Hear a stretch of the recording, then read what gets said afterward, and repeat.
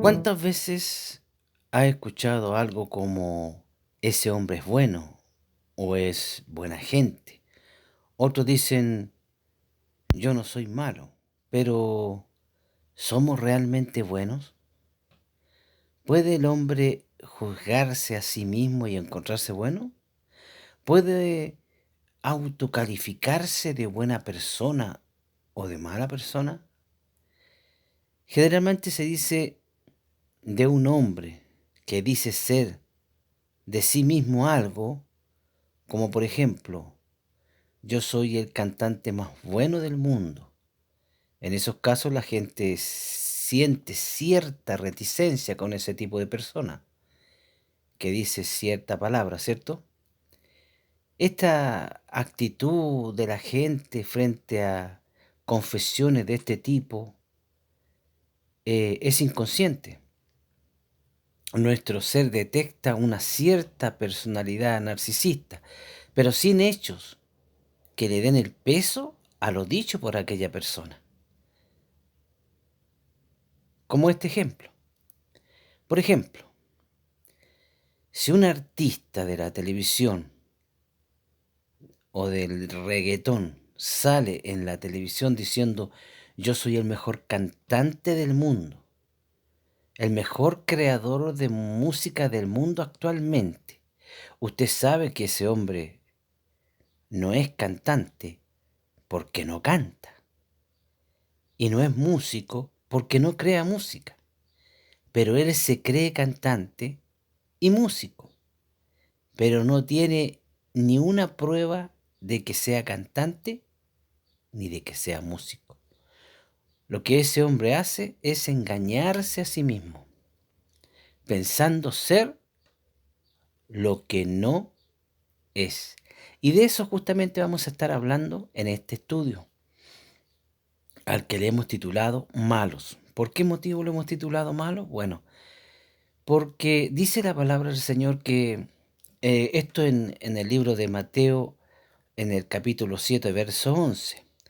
Este es el texto en el cual basamos nuestro estudio. Dice así entonces la palabra del Señor en el nombre del Padre, del Hijo y del Espíritu Santo.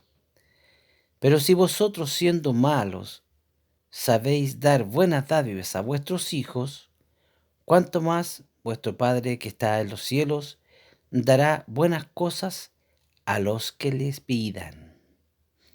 Vemos aquí al Señor Jesucristo que está enseñando algo muy importante para nosotros y muchas veces que nos olvidamos de esto, que el mismo Jesús, el mismo Dios hecho hombre, está diciendo en estas palabras que nosotros, los seres humanos, somos malos y que siendo malos podemos darle buenos regalos a nuestros hijos, ¿cierto?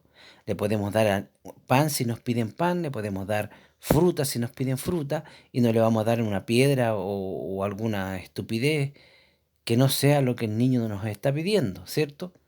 Y si nosotros somos malos y podemos darle cosas buenas a nuestros hijos, ¿cuánto más Dios que es bueno no nos dará lo que nosotros le pidamos? Pero ¿qué pasa aquí? Tenemos que pedirle. Si tú no le pides, Dios no te lo va a dar. Y cuando pidas, tienes que pedir con gracia, tienes que pedir con ganas, tienes realmente que darle a Dios las pruebas de que tú realmente quieres lo que estás pidiendo. Eso se hace con fe, con constancia y con plena seguridad de que el Señor te va a responder. Bueno, de la misma forma entonces que como este supuesto artista se ha autocalificado como mejor cantante y el mejor músico, mintiéndose a sí mismo, de esa misma forma los seres humanos nos engañamos a nosotros mismos creyendo que en el mundo hay gente buena y mala. Sí, porque todos nosotros somos malos. Y eso lo dice la Biblia claramente en el libro de Romanos, en el capítulo 3, verso 23, donde dice, por cuanto todos pecaron están destituidos de la gloria de Dios. Pero ¿cómo sé que no faltará por ahí el que intente descalificar lo dicho por algún apóstol? Les dejo esto. El propio Jesús dijo en Mateo 19:17. Así dijo el Señor: ¿por qué me llamáis bueno? Ninguno hay bueno sino uno, Dios. Mas si quieres entrar en la vida, guarda los mandamientos.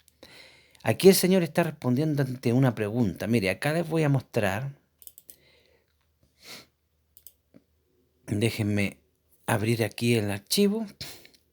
Les voy a mostrar una hoja de este Evangelio de Mateo en griego, donde aparece claramente esta parte que hemos leído anteriormente. Mateo 19:17 justamente es. Mateo 19:17. Aquí le vamos a dar, a ver. Dice así. Bueno, ahí usted puede ver cómo lo dicho por el Señor cuando le preguntan sobre este asunto. ¿Mm? El Señor dice: ¿por qué me llamáis bueno? Aquí Jesús está hablando como hombre, aunque él podría perfectamente llamarse bueno porque efectivamente él ha sido el único hombre bueno porque nunca cometió pecado. Pero él está hablando como hombre, dando una enseñanza que no existe ser humano que sea bueno, solo Dios. ¿Me entiende usted? Entonces estamos en profundidad con el tema. El propio Jesús está diciendo que los seres humanos somos malos, por lo que todos somos malos. Y esto se confirma con la muerte. ¿Sí? Si existiera un hombre, si existiera una mujer bueno, este no moriría, porque el que peca muere. El que no peca, la muerte no le puede tocar. Claro, usted me dirá, pero Jesús era bueno y se murió. Sí, pero el Señor se entregó tomando todos los pecados del mundo, del ser humano, y murió voluntariamente. No porque la muerte tenía poder para tocarlo porque habría cometido pecado. Ahora, si Jesús hubiese cometido solamente un pecado, uno, por el pecado más pequeño que a ti se te ocurra, nunca habría podido resucitar, porque la muerte habría tenido poder sobre él para retenerlo ahí en el lugar de los muertos. ¿Ah? Revisemos más profundamente este pasaje bíblico donde Jesús enseña. Este pasaje está específicamente en el libro de Mateo, verso 13, o sea, capítulo 13, verso 48. Mateo 13, 48. Bien, Mateo 13, 48. Aquí vemos, a ver, déjenme mostrar un poquito. Aquí vemos entonces el escrito en griego y el Señor diciendo lo siguiente: a la que cuando se llenó, habiendo sacado a la orilla, sentados recogieron los de buena calidad en cestos y los de mala calidad echaron fuera. Como usted puede ver aquí, es el pasaje donde Jesús está enseñando sobre los pescadores que van a pescar y una vez llena la red la sacan a la orilla y sentados recogen lo bueno en cestas y lo malo echan fuera. Pero vemos, como usted pudo haberse dado cuenta, que el Señor no dice bueno, El Señor nos dice, sacan lo bueno y desechan lo malo. Aquí el Señor claramente está diciendo que al llenarse la red, se sienten a la orilla y recogen y sacan lo de buena calidad y lo guardan en cestos, más lo de mala calidad echan fuera. Ahora, Jesús está diciendo que los pescadores recogen la red y escogen entre lo de buena calidad y lo de mala calidad, ¿cierto? Pero la traducción no dice eso. La tradición dicen que guardan lo bueno en los cestos y desecha lo de lo malo. Como puede ver, dice, recogen lo de buena calidad y desechan lo de mala calidad. Ahora, ¿cuál es la diferencia? ¿Se puede comer lo de mala calidad? Por supuesto que sí. No es íntegro. Ha perdido su esencia. No llena los estándares. Pero no quiere decir que no se puedan comer, no se puedan consumir. Simplemente no llenan la expectativa de una calidad, un estándar, que en esos tiempos tenía con respecto a lo que ellos querían pescar. Esto es como una fruta, como por ejemplo el durazno. Un árbol de durazno es bueno, por lo que su fruto va a ser bueno, ¿cierto?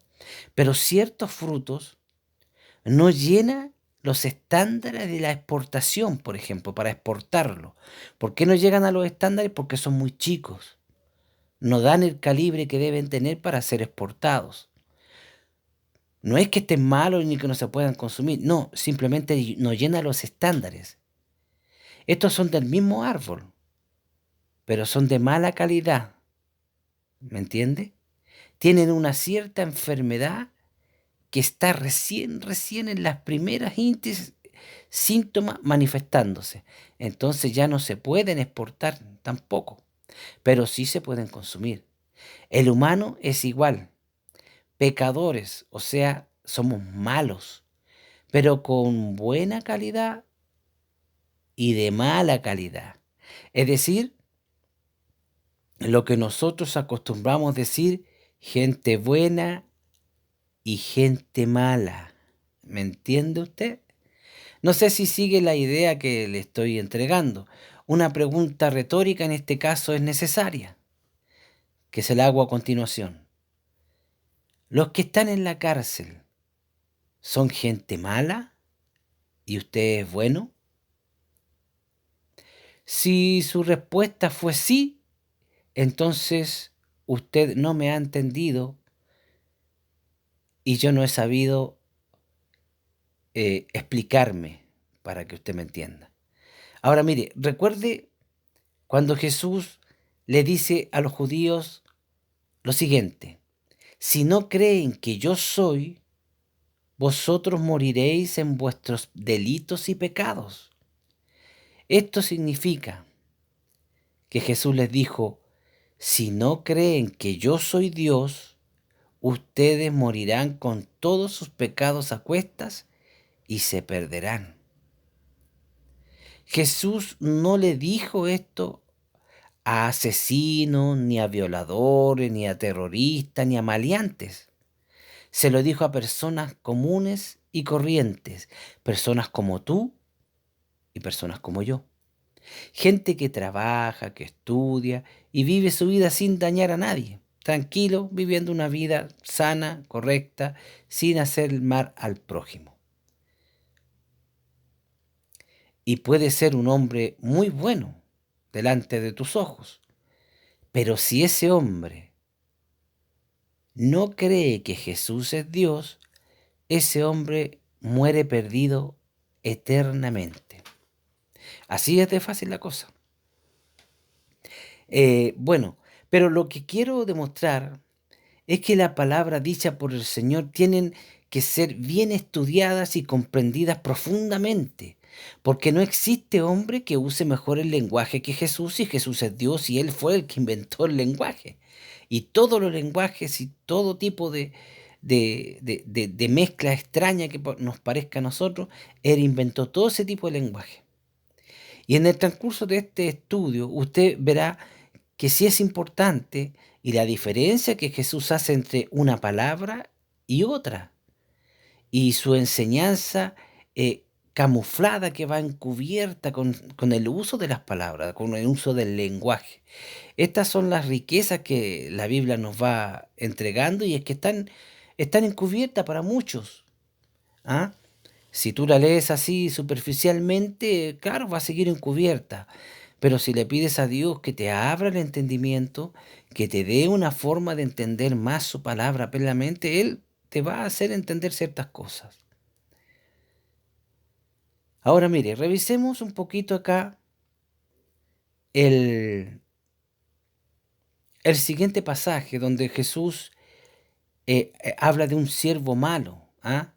Ese siervo malo que dice, uy, mi señor tarda en regresar y empieza a comportarse de forma muy mala, muy eh, poco cristiana, diríamos. ¿Ah?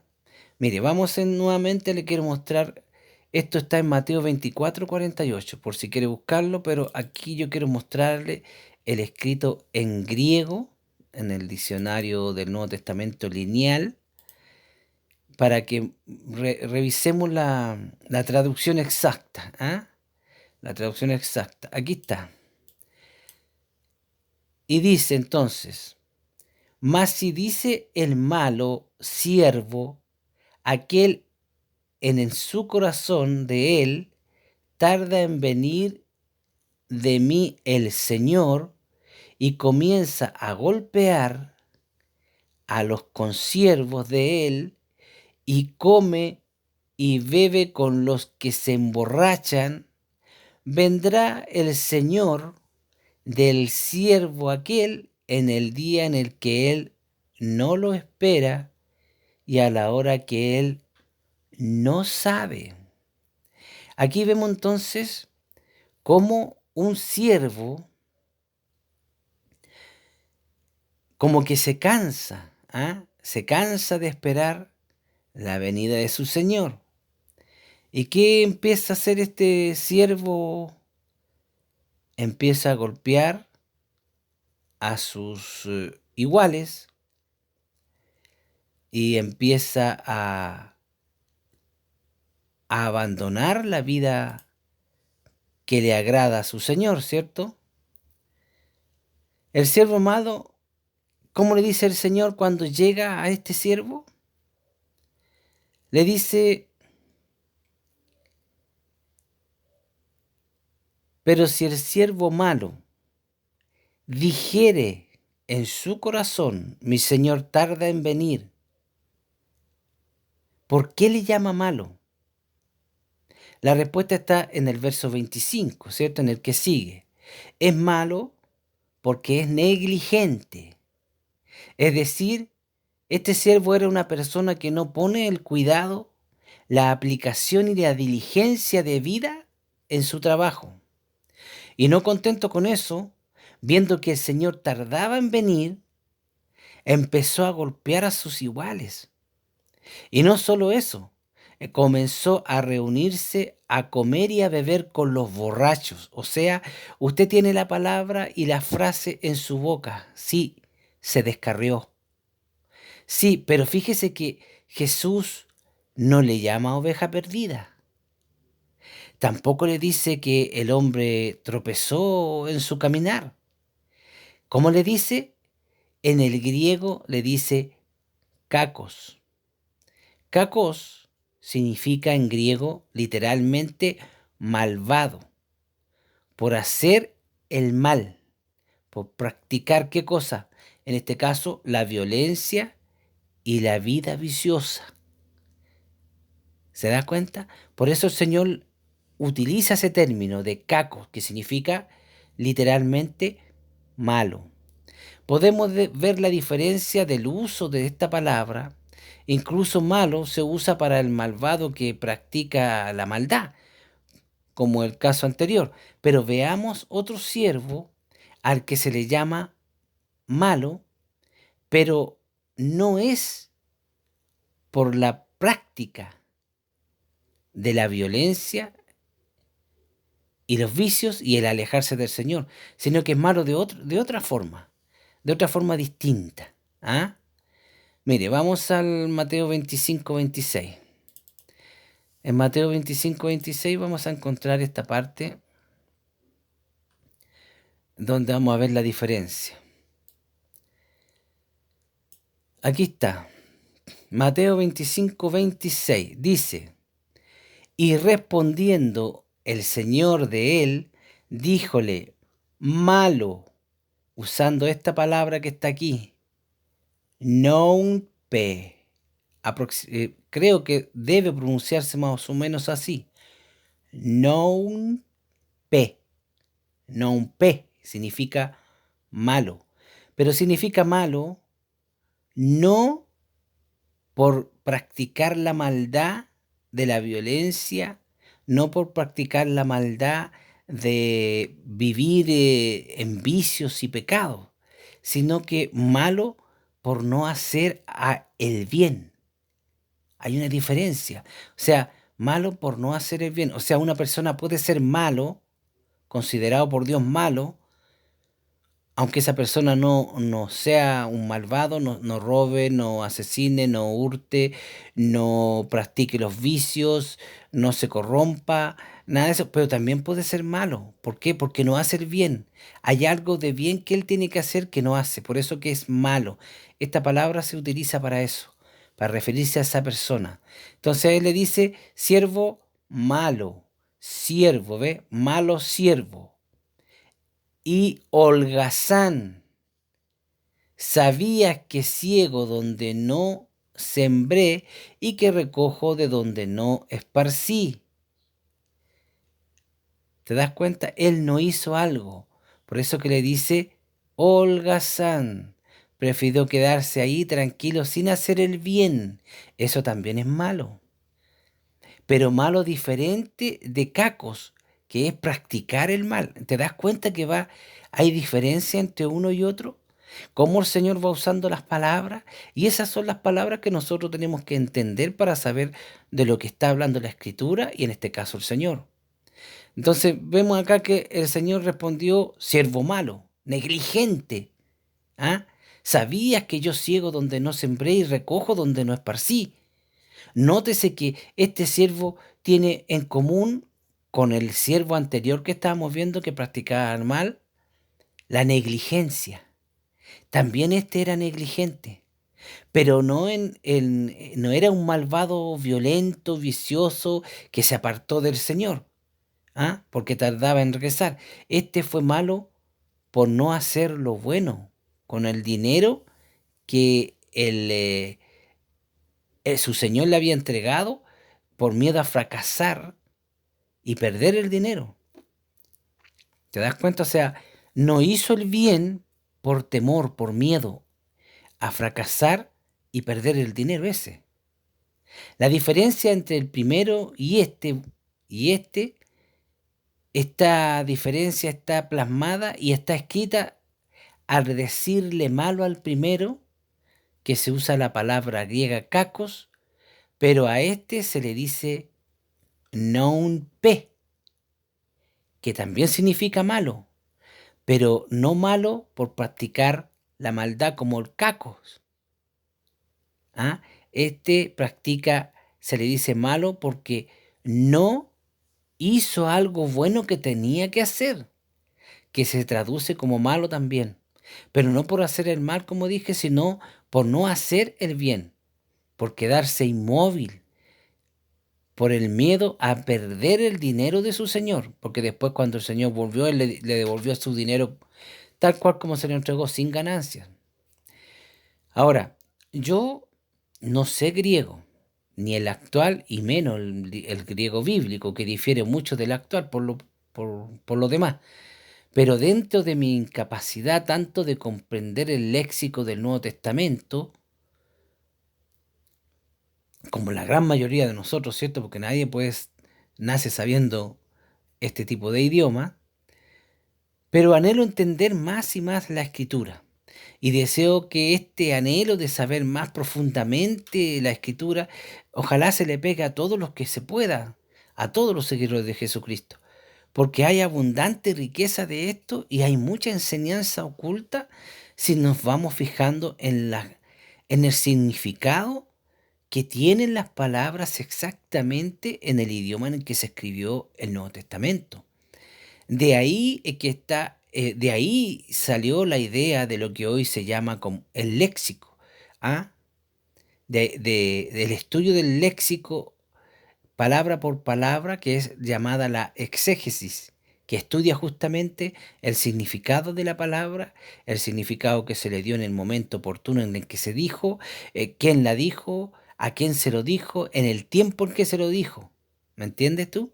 Y eso es una riqueza enorme que la escritura nos entrega y eso nos hace crecer en el conocimiento de la palabra del Señor.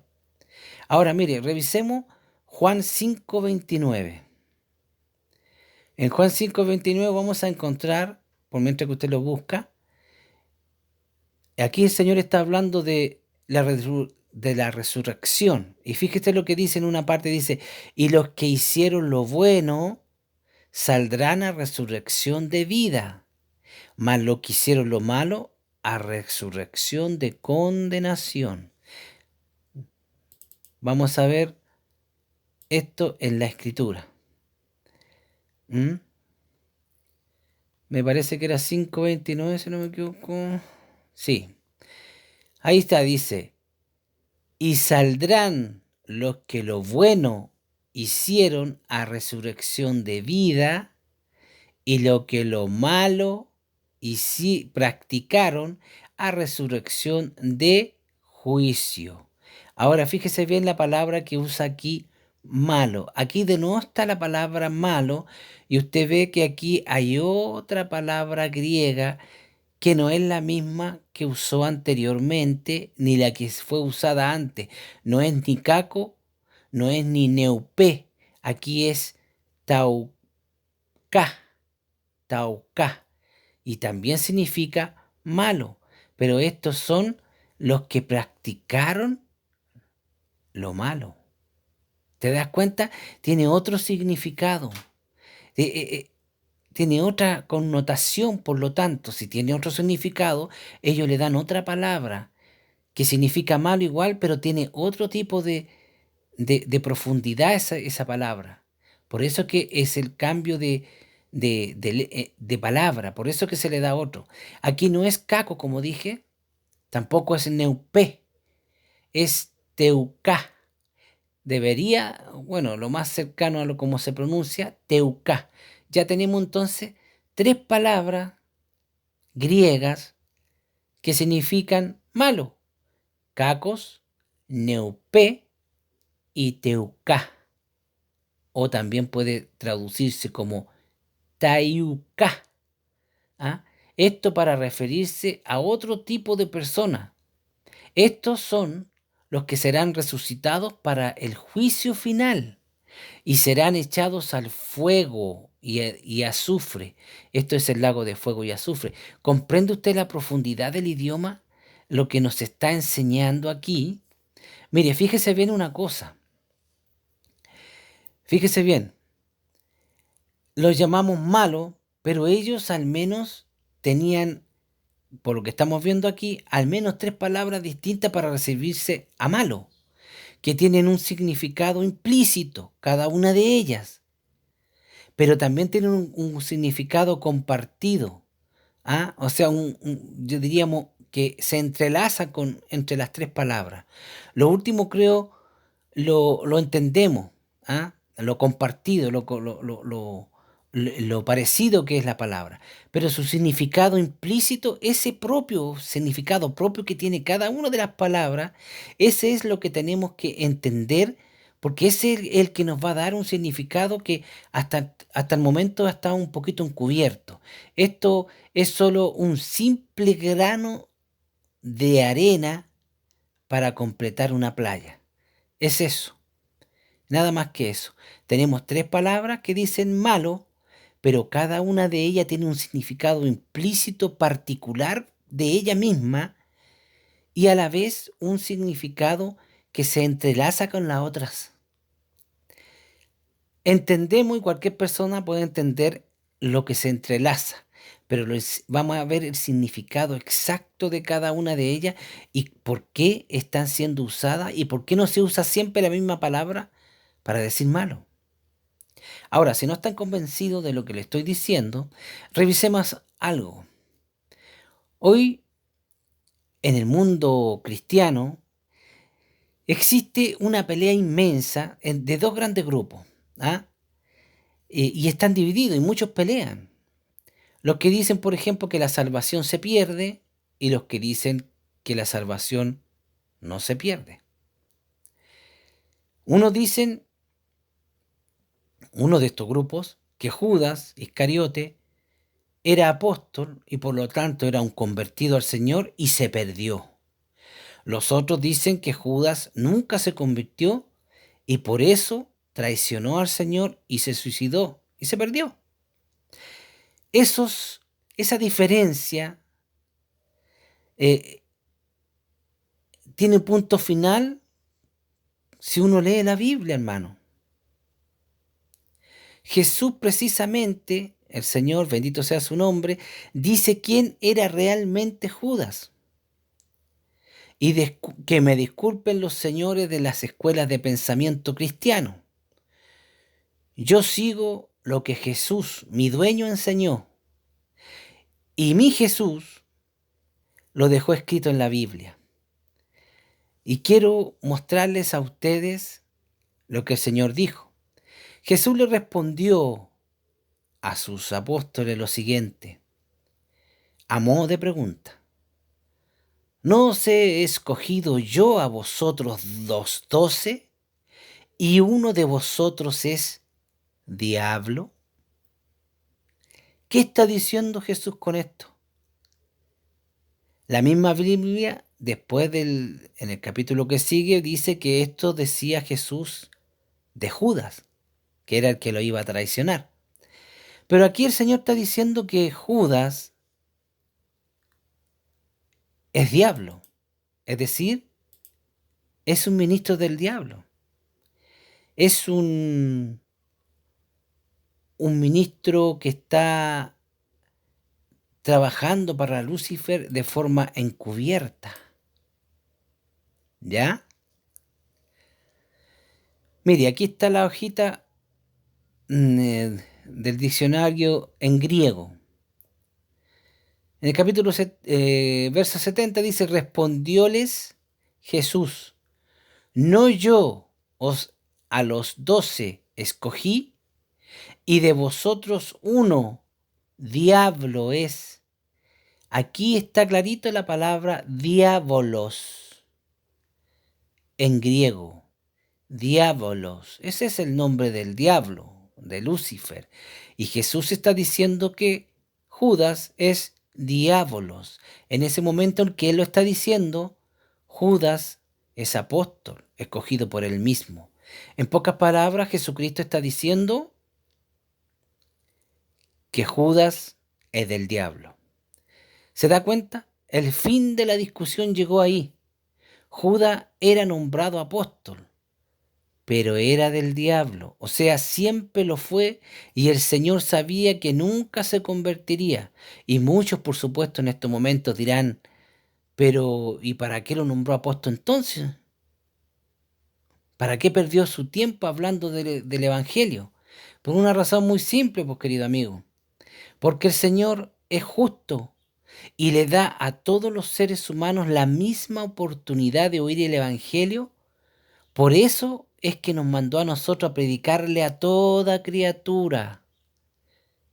Esos son a todas las personas, buenas o malas, de buena calidad o de mala calidad, negros o blancos, azules o verdes, chicos o bajos, todo ser humano, porque todos deben tener derecho a escuchar el Evangelio. ¿Te das cuenta? Es claro. Lo importante aquí es cómo Jesús le llama a Judas diablo. Lo mismo le dijo a los fariseos, recuerden bien. Le dijo, vosotros queréis hacer la voluntad de vuestro padre, el diablo. Es decir, ellos eran también, igual que Judas, eran ministros del diablo que se habían camuflado entre los judíos. Vamos a ver en la Biblia, esto está en Juan capítulo 8, verso 44. Es bueno que usted lo busque para que corrobore. Juan 8:44. Aquí está en el idioma original del griego y vamos a estar leyendo el renglón inferior que está la traducción de forma literal, tal como está escrita, por eso que sale un poco extraña la lectura. ¿Ah?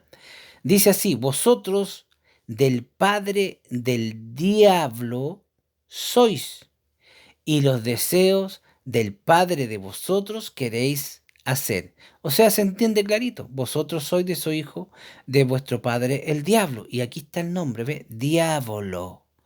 Se pronuncia diablo. ¿Ah?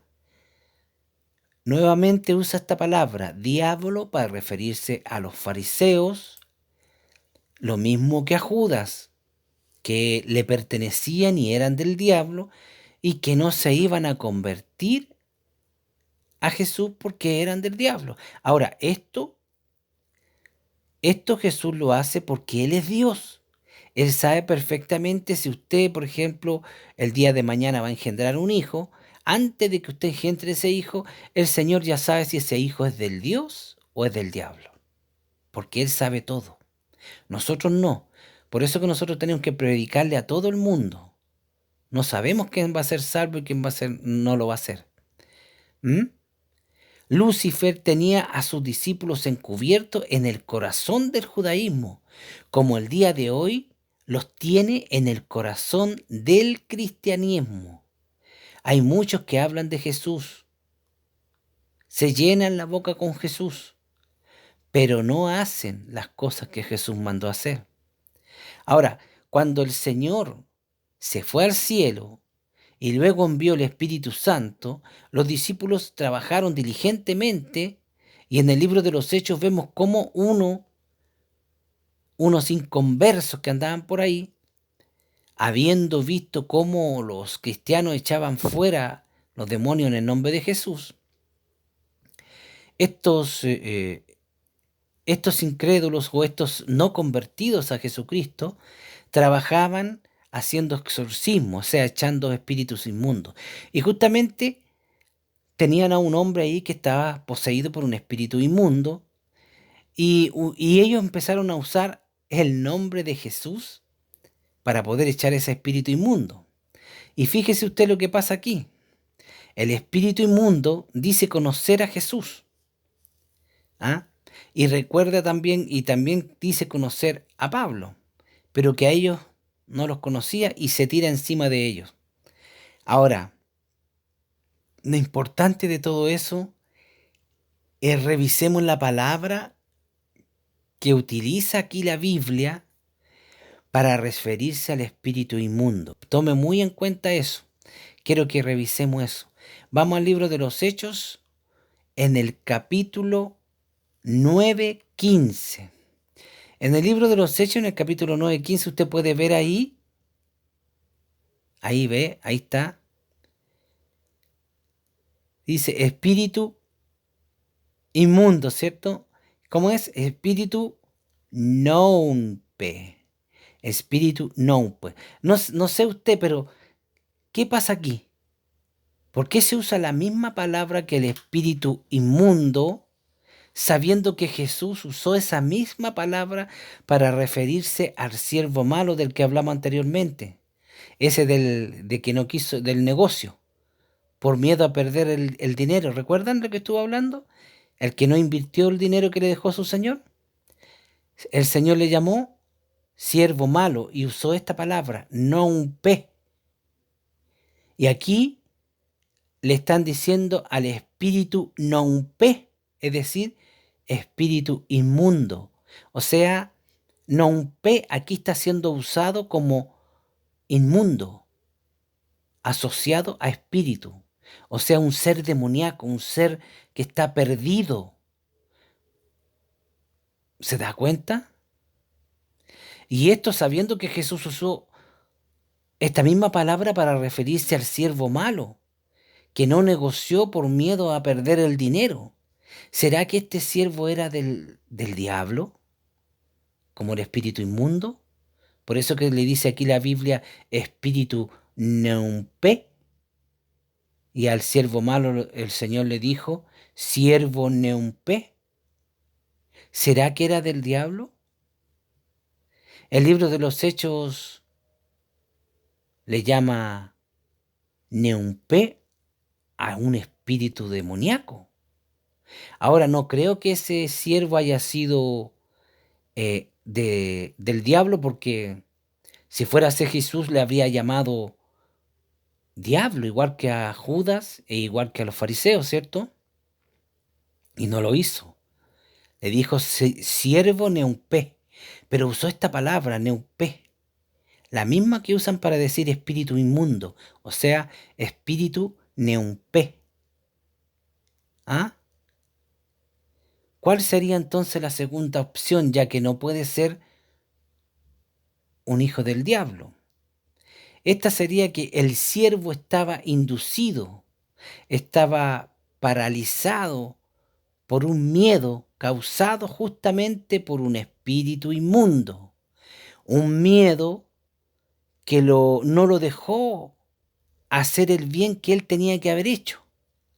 Porque recordemos que ese siervo no era un tipo que dejó a su señor y se fue a emborrachar con los borrachos, ni empezó a golpear a su prójimo. O sea, no empezó a practicar el mal. El hombre siguió siendo buena persona, una persona que estaba esperando a su señor.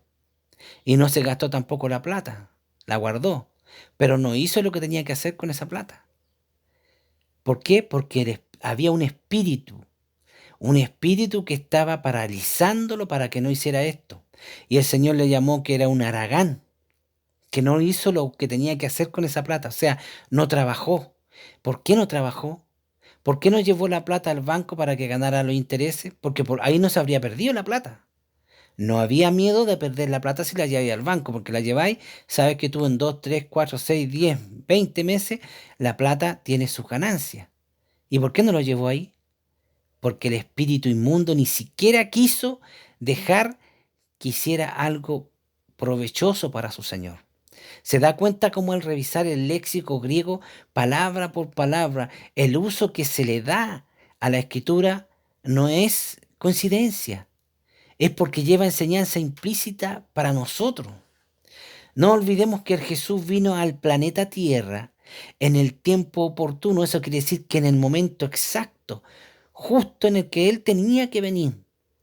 Ahora, esto del lenguaje, les recuerdo bien una cosa. Por ejemplo, ¿recuerdan ustedes ese pasaje en la Biblia cuando Jesús va en la barca con sus discípulos, cruzando el mar, y el mar empieza una tormenta, empieza a correr viento y empieza a correr un oleaje tiene que haber sido un oleaje bien fuerte, porque estamos hablando de gente que está acostumbrada, gente de mar. Tan fuerte era que los pescadores tenían miedo de volcarse y ahogarse, que despertaron a Jesús. ¿Y qué dijo Jesús? Hombre de poca fe, ¿por qué estáis así? ¿Y qué le dijo Jesús a la tormenta esa que se había levantado? La reprendió, dice la Biblia. Y usó la misma palabra que Jesús usaba para reprender a los demonios. Ahora, ¿la lluvia es un demonio? ¿El viento es un demonio? No. Jesús sabía que esa tormenta fue levantada por un demonio. Por eso que él fue al centro del problema y reprendió al demonio, y automáticamente, inmediatamente se acabó la tormenta. ¿Entiende? Ahí uno se da cuenta de eso. ¿Por qué? Porque compara la palabra que Jesús usó para echar fuera demonios con la palabra que él usó para calmar la tormenta, que es la misma.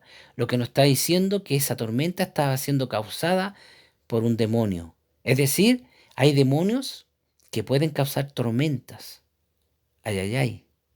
Hay demonios que pueden causar oleajes fuertes. Eso ya es cosa de otro tema ya. Pero eso es lo que quería entregar. ¿Se da cuenta? No sé si usted habrá entendido, pero las palabras, lo importante de la exégesis. Sé que no todos podemos estudiar exégesis, yo tampoco puedo estudiarla, pero sí se puede estudiar de forma en tu casa, de forma personal, así como lo hemos hecho hoy día. En este rato que hemos estado juntos aquí los dos, o los tres, o todos los que nos estén escuchando, estamos estudiando justamente un poquito de exégesis, exégesis bíblica, el significado de las palabras, quién la dijo, dónde la dijo, cómo la dijo, por qué motivo la dijo, para qué la dijo y qué palabra usó cuando la dijo. Y todo eso enseña algo.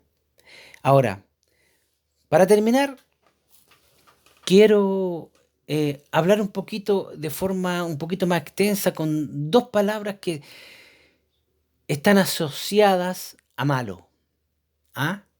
Que, que igual son dos palabras que tienen su significado propio, pero se entrelazan con malo. Que el primero es la maldad. La maldad es un estado mental de desprecio hacia la justicia, a la rectitud, a la verdad, al honor, a la virtud de cualquier persona. Son muchos los términos que se traducen como maldad, pues que al igual que en el castellano, hay otros distintos términos, por ejemplo en el hebreo, también en el griego, para referirse a a la maldad. Y empieza con una disposición de la mente, después se exterioriza en los actos. O sea, lo mismo que el Jesús enseñó, que del corazón salen los malos pensamientos, es decir, de nuestra mente, ¿ah? Las cuales moldean el carácter de quien se da a ella, es decir, a la maldad, marcando su destino. Se llega con ella a un punto sin retorno. He ahí.